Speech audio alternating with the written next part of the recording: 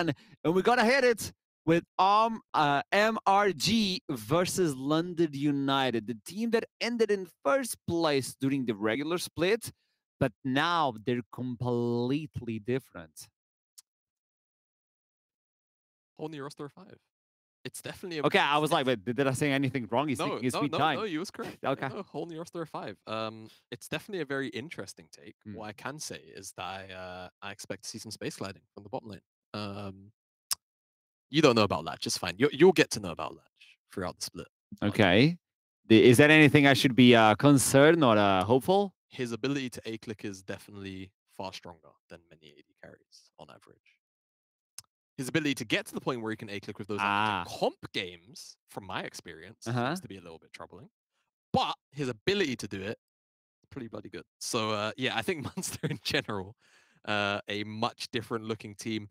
Not the same kind of expectations potentially coming out, but it's not like these players are bad. These players are players with history and name coming into this.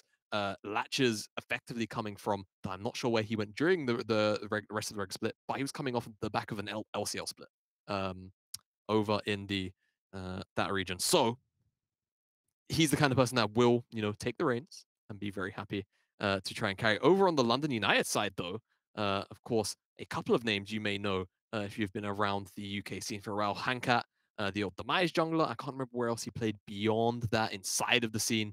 Rusty Sniper, Buzzy as well, bot laners that you'd be familiar with if you are integrated with the old school UKLC, UKEL scene. So very excited to see what this London United roster can put together as a, I don't know if I get to call myself a UK old head yet, but I feel like Orcs, Hip Brain, Scoundrel, they'll maybe beat me up for it. But I mean, Hip Brain okay, but Ox is on a different.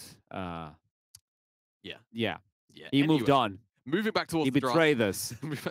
He did move on to betray us. Moving back towards the draft, we do see Wukong coming through as the first pick. It wasn't banned away. Lilia, Gwen, Lulu, the red side bans there, and Talia, Karma, and Camille taken off the table as the immediate response from London United is the Senna Volibear. Volibear, not a champion we've seen too much action of since 12-10 has rolled around, but something we have seen plenty of action on the Rift with is this Kog'Maw, and with Karma and Lulu both off the table, the Renata comes in as the third pick. That makes the most sense. Kind of that sort of hybrid of course, sort of Enchanter slash not quite Bruiser, but re-engage. And actually, we're getting Ashe Senna in the bottom lane.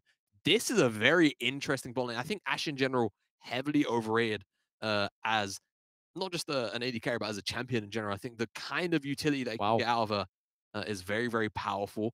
And we'll see whether or not London United can use this to their advantage.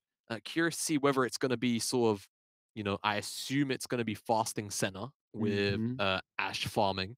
But Ashe support, poke support Ashe, we've seen it, kind of rear its head from time to time. So I'm not going to, inherently say it couldn't be that way. So bottom lane, kind of mix and match Ivern taken off the table away from Scrooty.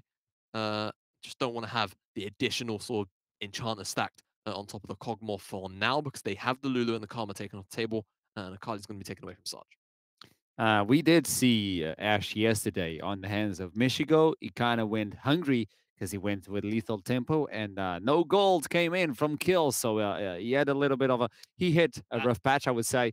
But with Senna and Ashe, things could get interesting, I would say, at this point. By the way, I just want to let everybody know that on the Twitter from NLC, we did get to see a doggo.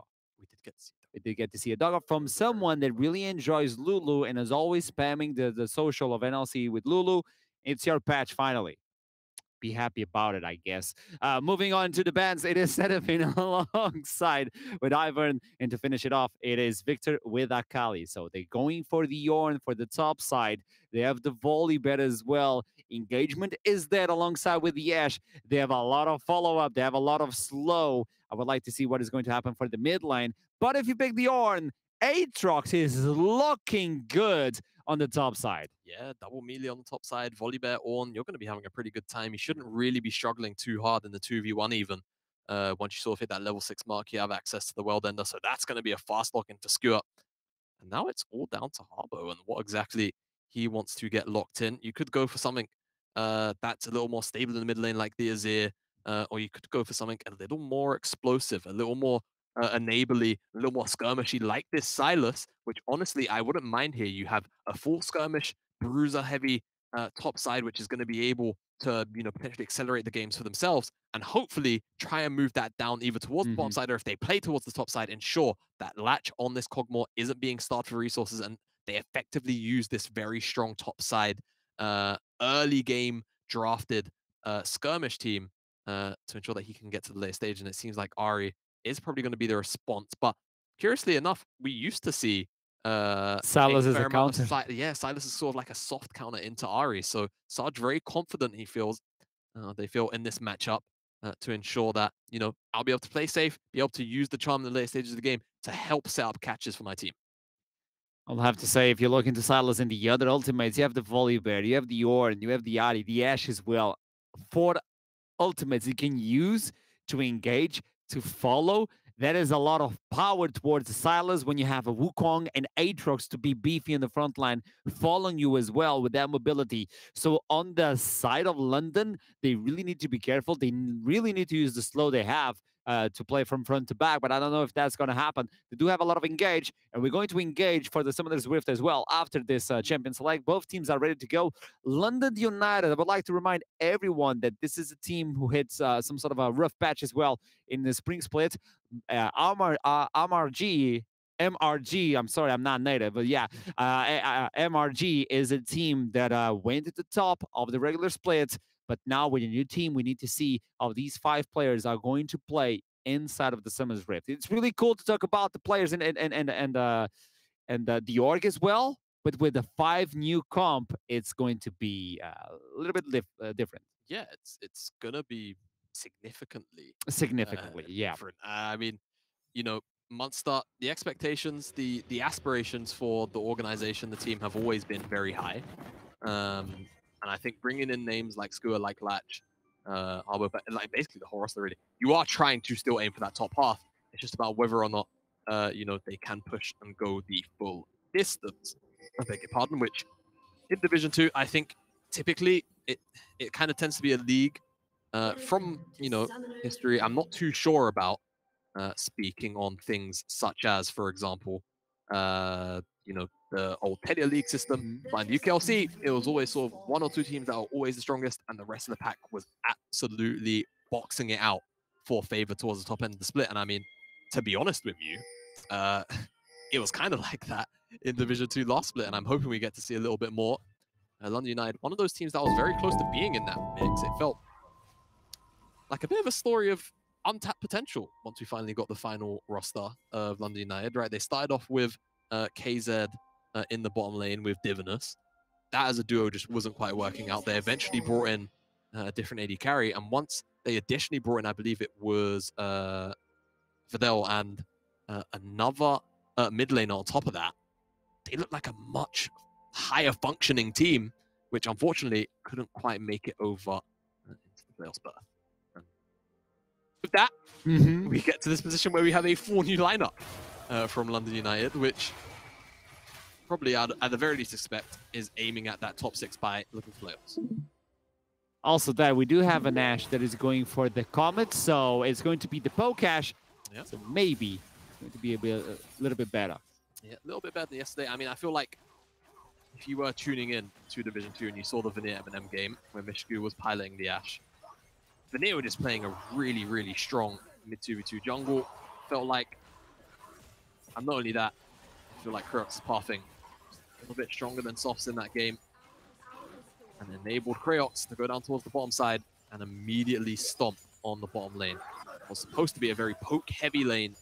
And the Ashe and the Lulu, a lot of priority, a lot of power, all of a sudden turned into a lane that was abused pretty much for the entire lane space. A game that is going to be slow from the start, and this is exactly what we're expecting, not only from the patch, but from the champions that we have right now, as they're going to try and speed up for level 6 to try and be relevant. I think all lines, as soon as they hit the level 6, we might see some action. Scrudy, though, with the Wukong, might play a little bit of an upset with the Wukong, try to get for the bot line, because they're pushing in, they want to get that level 3. I don't know if you want to get an early recall for the bot side from London, but if they do so, They're going to put themselves in safety. They're going to get that vision as well and help Handcat, the volley bear, the jungler, to go for that Scuttle Crab. He's going to spawn in 10 seconds. Maybe he can get himself at least 2 because both lanes are pushing in. Actually, okay, he's just going to get a little bit of information, and he should actually get just that on to Scrooty. Go back towards that bottom side skull and then likely clear out the rest of his jungle. Could give a little bit of coverage to Rusty Sniper and Buzzy. It's like are delivering a wave on the bottom side.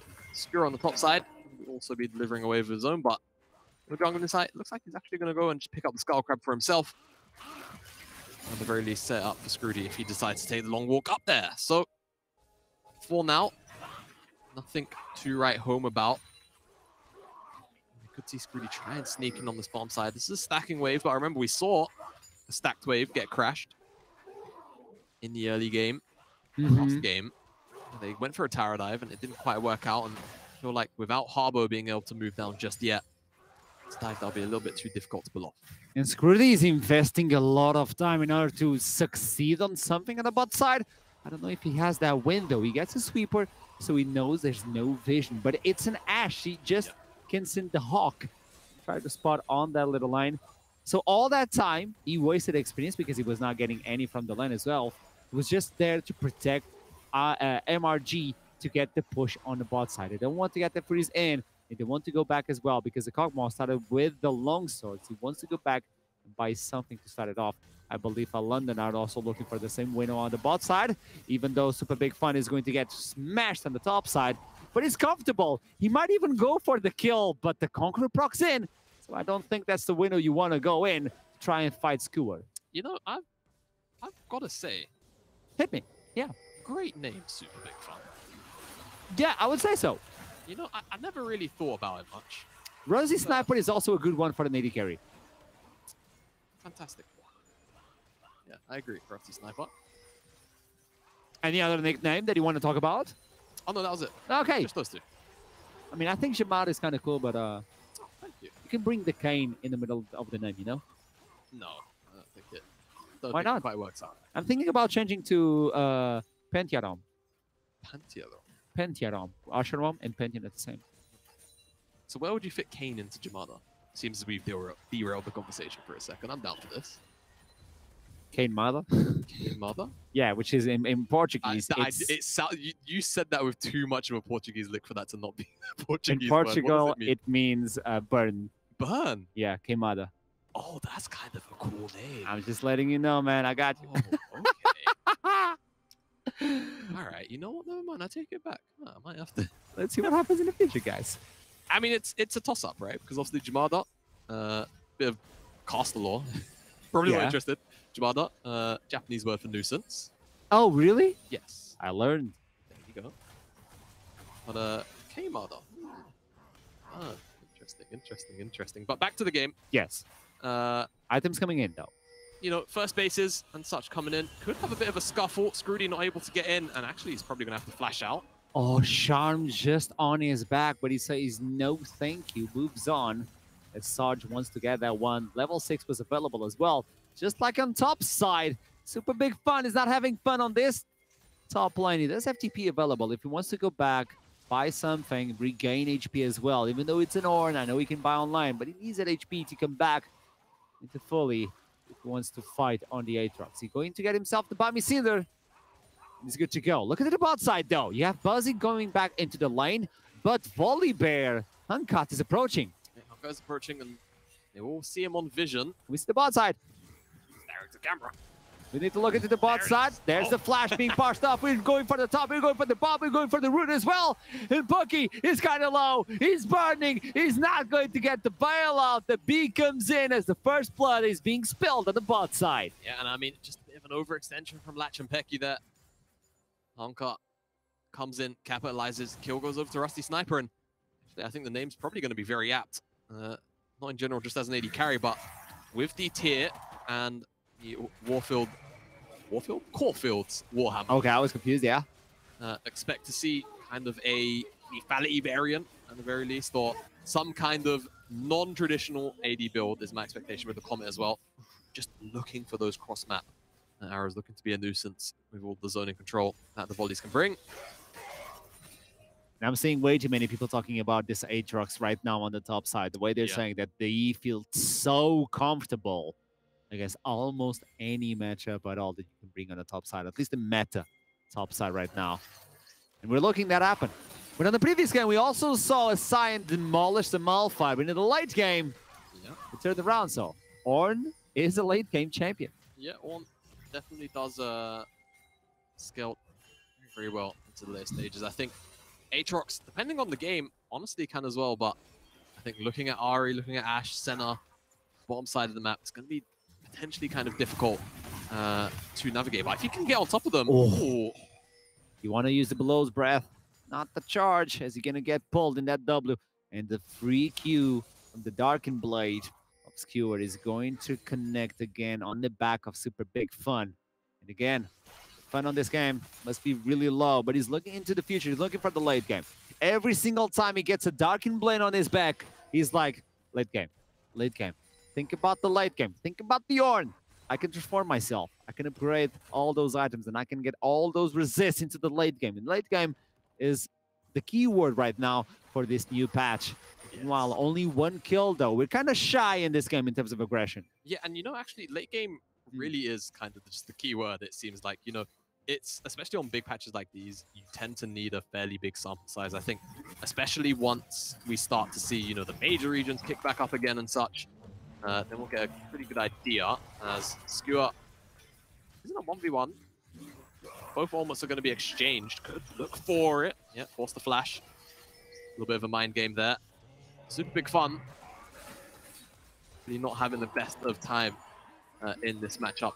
Man picking the Ornn, you get counterpicked by the Aatrox, and like Archer was saying, it's something that, having spoken with a couple of different top laners, a lot of the consensus is Aatrox, one of the strongest champions on the patch for the top side. The Charm doesn't bring enough damage. Goes out of Lucidity Boot, so not even Pen at this point. I will have to say, like, Heinkat came in clutch on the bot side. Got a lot of pressure for that first blood. But then, after that, both junglers are not looking for windows unless we look at the mid lane. No, nothing happening. And again, Legend Pecky on the bot side, getting dangerously low. And this is another one for Heinkat. As soon as I talk about it, he appears, he gets the kill, and goes away without saying anything. It's a 1-for-1 in the end, though. Yeah, 2-for-1. Pecky and Latch are dead. Don't worry, I've got you on the maps, Archer.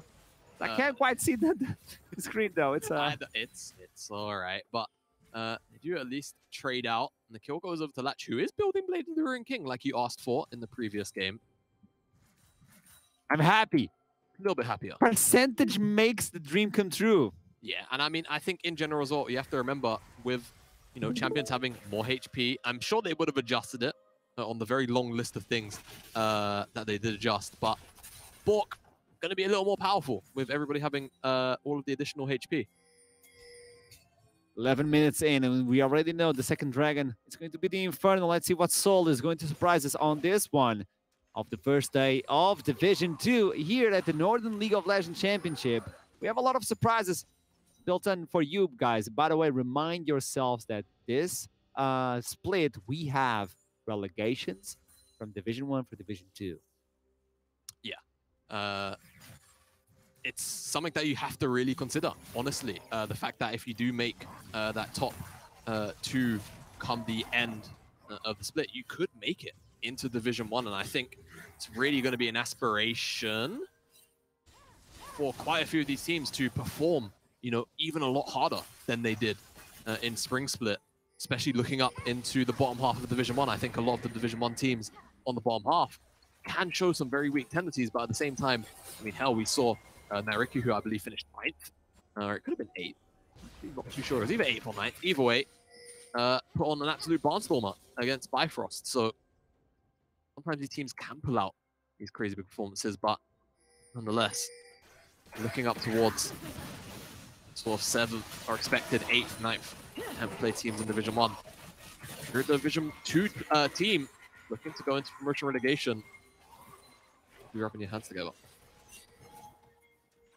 1-3 at this point. Do you see a time where the game is going to awake? Probably when we get ourselves at least 2 items, or until there? Do you see any window for both teams to appear in this game? I mean, I think it's about Cogmore hitting at the very least 2 items.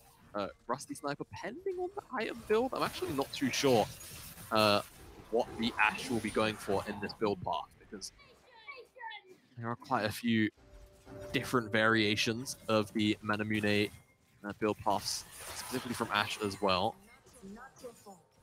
We will just wait with bated breath on the provision of that. But Fuzzy likely to go for something like the Umbral Glaive or the Vision Control. Could, of course, then follow that up with the Eclipse. A lot of burst damage can come out of that build. I mean, to be fair, not too much armor should be picked up for the most part on Munster's side, as Haki gonna throw out the ultimate.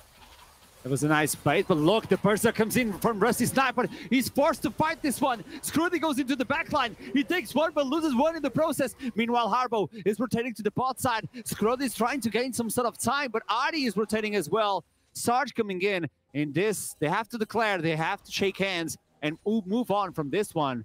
But it's an 80 carry for the support though. Oh no!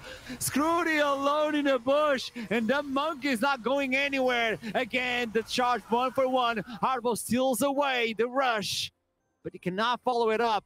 3-5 at the end. Yeah, I mean, honestly, right here, just a cluster of kills going back and forth.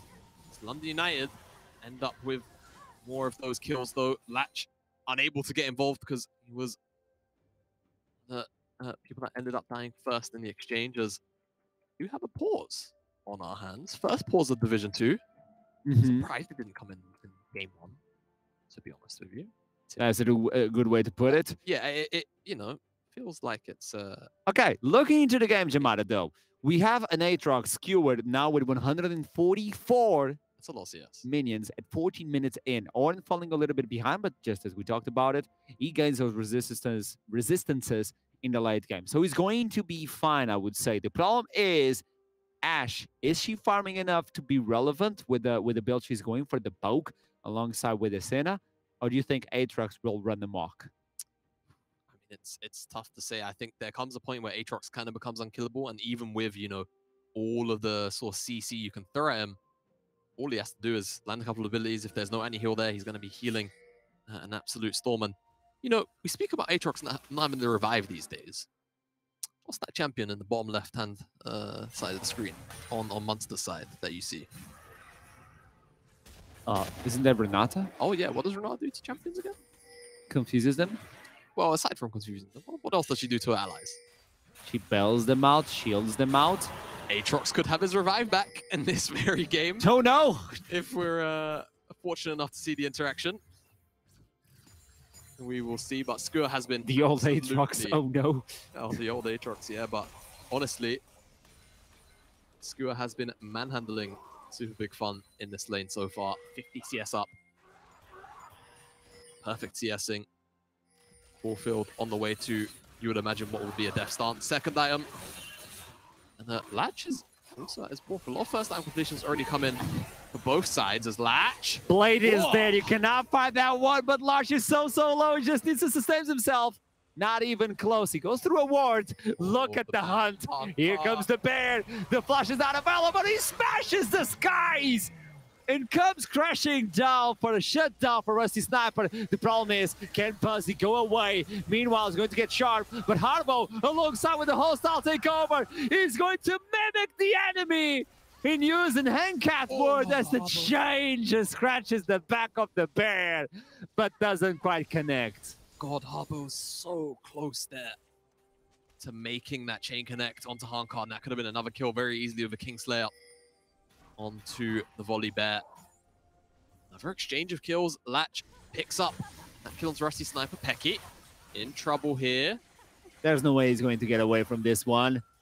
The bailout is there. He took a minion down with him, so not a total loss. As Rusty Sniper comes in with the man immune, already going straight up for the anti-heal. Look, both bot laners are looking for grievous wounds. I mean, they do have some sort of sustain on the other side, right? Yeah, both sides have a fair amount of sustain, realistically. Way too much. Way too much. I mean, we'll see. I mean, Honestly, it's just funny in the context of he's just not been having a fun time. Super big fun. And he needed to Antithesis of proc name. the book. He needed to proc the book to get TP back. And it's just this, you know, combination of throwing it up, dancing, emote as well. Good. Showing dominance in a different way. Showing dominance in a different way.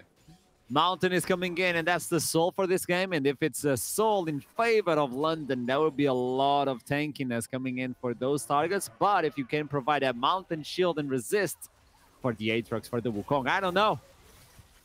We'll see. I mean, I did say I feel like Mountain Dragon in general is really good. Is probably just you know, a touch stronger than it was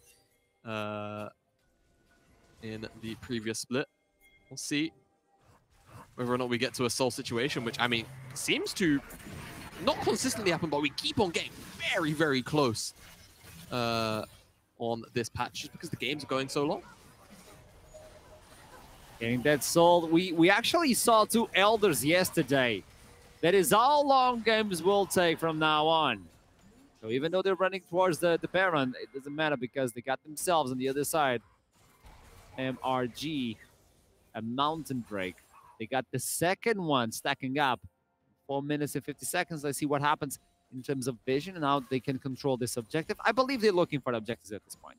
They're trying to play safe, I guess, for Munster Rugby Gaming at this point until they get that big awakening for Kog'Maw. I don't know if he's going straight up for the Mythic as the Crystal Arrow comes in clean. The snipe in from Kog'Maw doesn't matter because the Wukong is there, but he can't quite finish the kill. Ash is alone, Flash is available, but another strike comes in, crushing blow, and it has to be the Flash coming in from Pecky to get himself the kills. Grody is going to fall in the process for the killing spree in favor of the Ahri. Sarge gets a reset, but he has to let this one go. Should just about let that one go. Latch can walk out. The Spree makes a bit of a mess of that one, to be honest, onto Rusty Sniper. I think maybe just expecting the death to come through a little bit sooner than normal. Maybe still getting used to 12-10, as that's a Call of the Forge God. Stolen away from Harbo. Chucked out for a little bit of poke. And I think, for now, we'll get a little bit of a soft map preset.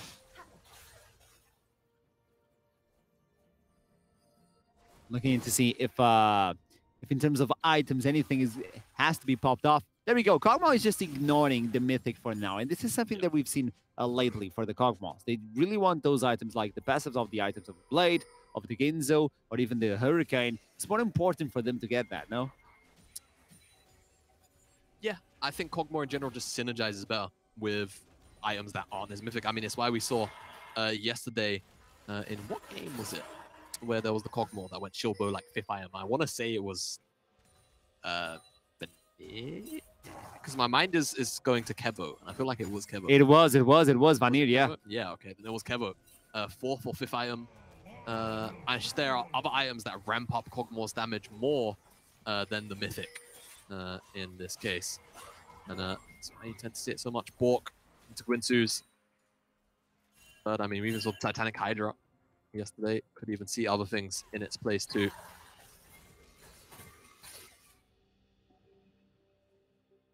But much like many games we've seen, pace slows down in the mid game significantly, especially once that Baron's up on the table and there's no major lead had. Teams do feel like it's just a little bit hard to take down the Baron. Seems to be how teams play, as we'll see a push up here from London United into the mid lane, but they're not going to be able to take that tower.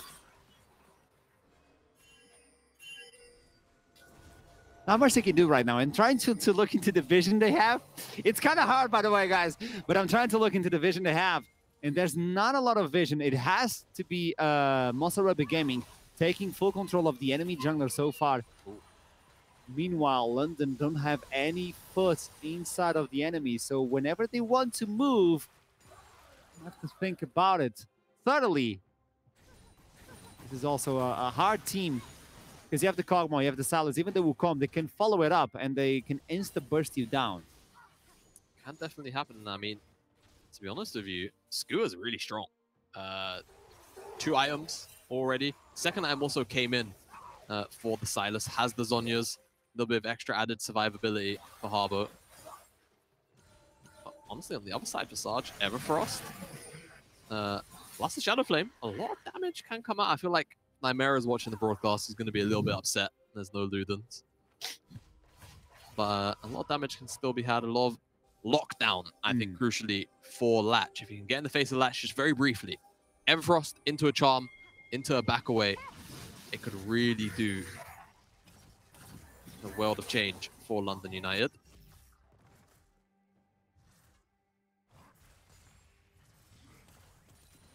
I think it's quite better. No, I don't know. I'm just trying to help here on the studio to see if we can get something better at this point. But I do believe it's a little better for us to continue this game at this point. Yeah, I would like to know what's the take from Nymera towards the lucidity boots from Ari. Ah, yes. I'm sure he's very, very happy about the lucid boots. I mean, as always, we will make jokes at that as London United tried to push in here, but could potentially get shut out. But again, here goes Sarge, and here comes the Ulmer. Goes in, the knockup is on the Wukong. The Crystal Arrow connects on the backside, and there we go. That's a hostile takeover, allowing the entire team of Munster Rugby Gaming to run amok. There's no damage, there's no safety, there's no place in the river to walk among them, as the third dragon is going to be controlled for Munster Rugby Gaming. Yeah, and I mean, 2 mountains now is going to make those frontliners so damn hard to take down. Sarge, Handcat, Buzzy just bursted down so quickly. I mean, they could even turn this into a Baron. They have a Cogmore with full HP, with a Blaze Durin King. No Gwinsus yet, but that percent HP is going to be absolutely massive. And there you go, they're just going to start this one up. Other teams, you feel, would maybe let this one go, be happy with the Dragon, but timer's just kind of right for it. Harncut's dead for another 7 seconds. This Baron will go over to Munster, and all of a sudden this gold lead is about to explode. They finally get their foot inside of this game. It took them a long to finally use it, but it took an engage from London United to turn it around. And there you go. It's again Renata coming in hot for this patch. Hostile takeover is so valuable. It's just been so potent ever since it was brought in to the game. I can't count on both my hands how many times I've seen a Renata Ulmer in competitive play already change the scope of games, series, everything. And right there, Pecky just lands a bit of a montage moment on Ulmer, to be honest. Wouldn't be too surprised to see it. And he was the one being bullied on the bot side. Yeah. The early game, it was about him getting ganked constantly by Handcat on the volley bear to get the follow-up from the slow from Buzzy alongside with Rusty Sniper. That was a tough bot line, but as soon as he got a hold of himself in the big team fight, there you go, hostile takeover, allowing the remains of the team. Scrooty goes in like, okay, you guys are attacking each other. Are you done? Boom! Get the Cyclone in. Everybody put their hands in the air. Then we can follow it up, allowing Latch at this point with the Blade, with the Hurricane, alongside with the Rage Blade at this point. It's almost awake as a Cogmore. Mythic? Not even close on sight. Nope. Gwinsu's probably going to be finished up with the Rage Knife. Went for the Runans second, which honestly I kind of get. And I know right now Latch, chilling in his chair, probably got sunglasses on inside because that's the kind of person Latch is. Leaning back. He's about to space glide. I'm pretty confident. As a skewer, as he has been for the entire game, really, taking control of the lane into super big fun. And just layering in the Baron pressure across the map. Yeah. They need to take these turrets. They need to get the goal lead even further beyond. It's at this point 7,000 gold in favor of Munster Rugby Gaming. If you look into it, there you go. Thanks for showing this. On the top side, the difference is completely absurd. That's a big engage, but Scrooty gets himself out with the cycle with the clone. At this point, Crystal Arrow goes way too wide. Hostile takeover. They're beating each other at the back line. The Ornn ultimate comes in, but in favor of MRG at this point.